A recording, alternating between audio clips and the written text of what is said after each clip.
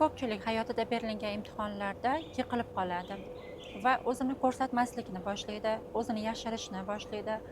Bu imtihonlar uni g'alaba sari boshqa etapga o'tishi uchun xizmat qilayotgan deb qaramaydi va o'ziga tanqidi kuchayib ketadi. Men aytgan bo'lardim, hayotingizda nimadir boshqalarnikidek bo'lmasa, o'zingizni kam ko'rishni to'xtating.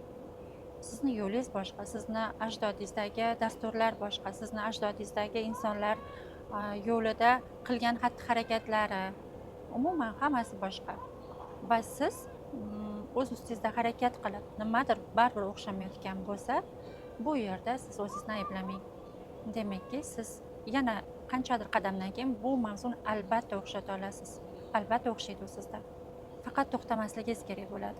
Demak, sizni ajdodiy dasturlar bo'yicha aynan shu mavzu deylik, pul mavzusi, munosabat mavzusi, ajrim mavzusi juda ham qalin qavati va ko'pchilik bunga ko'z yumgan. Siz esa ko'z yummayapsiz. Siz aynan o'sha joyni qayta-qayta tozalayapsiz va albatta o'sha qidirayotgan xazinani topasiz.